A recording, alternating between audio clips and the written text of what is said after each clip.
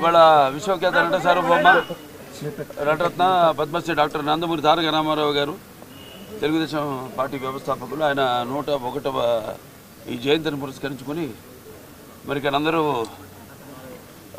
కుటుంబ సభ్యులైతేనేమి పార్టీ కార్యకర్తలు అందరూ కూడా ఆయనకి ఘన నివాళులు అర్పించడానికి ఎన్టీఆర్ ఒక శక్తి ఆయన ఎన్నో సందర్భాల్లో చెప్పడం జరిగింది. ఎన్టీఆర్ అంటే కేవలం నందమూరి తారక రామారావు గారు మాత్రమే కాదు, ఎన్నట్టే నటనాలయం, ఆయన ఇల్లు ఒక నటనాలయం, అందులో ఆయన ఒక నటరాజు నటసింహుడు. టీ అంటే తారామండలంలో తారక ధ్రువ తారకుడు, ఆర్ అంటే రాజర్షి రారాజు రాజకీయ దురంధర యుగంధరుడు, రమణీయ రమ్య కమనీయ సౌమ్య గుణధాముడని.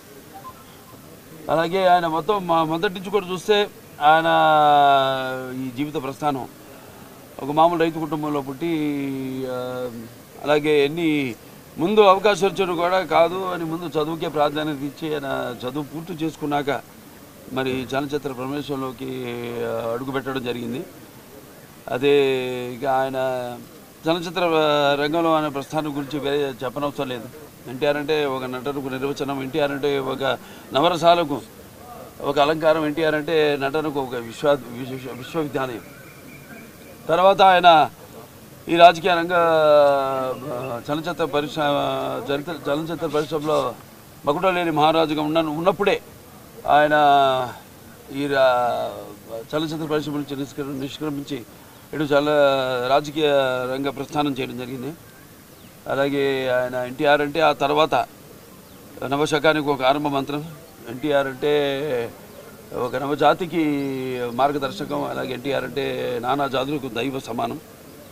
అలాగే ఎంతోమంది ఆనాడు ఒకే పందాలో వెళ్తున్న రాజకీయాలను మార్చి ఎంతోమంది ఎవరైతే అంటే అంతకుముందు ప్రతి తెలుగు బిడ్డ ప్రతి తెలుగు మట్టి గడ్డ కూడా నేను తెలుగువాడని సంగర్వంగా చెప్పుకొని దమ్ము ధైర్యం సత్తువ తెగువ అలాగే అహంకారానికి సానబెట్టి పదును పెట్టి బయటకు వచ్చి చెప్పించిన ఒక తెలుగు తేజ నందమూరి తారక రామారావు గారు. అంటే ప్రతి తెలుగు బిడ్డ బొడ్డు ఉడకముందే రాజకీయ చైతన్యం తీసుకొచ్చింది నందమూరి తారక రామారావు గారు. అలాగే అంతకుముందు ఎంతోమందికి రాజకీయాల మీద పెద్ద ఆసక్తి ఉండేది కాదు, అలాగే చాలామందికి తెలిసేది కాదు అసలు రాజకీయాలు అంటే ఏంటో. అటువంటిది ఒక రాజకీయ చైతన్యం తీసుకొచ్చి కేవలం రాజకీయాలకు కొంతమందికే పరిమితమైన ఈ రాజకీయాల్లోకి అటు డాక్టర్లు అయితేనేమి, లాయర్లు అయితేనేమి, గ్రాడ్యుయేట్లు అయితేనేమి, పోస్ట్ గ్రాడ్యుయేట్లు అయితేనేమి, అలాగే అభిమానులు అయితేనేమి అందరూ కూడా రాజకీయాల్లోకి తీసుకొచ్చి మరి అంతవరకు ఈ యొక్క అధికారంలో ఉన్న పదవులకు దూరంగా ఉన్న బడుగు బలహీన వర్గాలు అయితేనేమి, వెనకబడిన తరగతులు, అలాగే తాడిత పీడిత కులాలు అయితేనేమి, మైనారిటీలు అయితేనేమి అందరూ కూడా తీసుకొచ్చి సాధారణంగా ఆహ్వానించి అధికారంలో ఉన్న పదవులతో అలంకరించిన మహానుభావుడు నందమూరి తారక రామారావు గారు. అలాగే ఆయన మరి రాజకీయ రంగంలోకి వచ్చాక అధికారాన్ని పార్టీ పెట్టి 9 నెలలకి అధికారాన్ని చేజిక్కించుకుని మరి తర్వాత ఆయన ప్రవేశపెట్టిన ఎన్నో పథకాలు ఎన్నో సాహసోపేతమైనవి, ప్రజలకు ఉపయోగపడేవి, అలాగే ఎంతో సానుకూలమైనవి.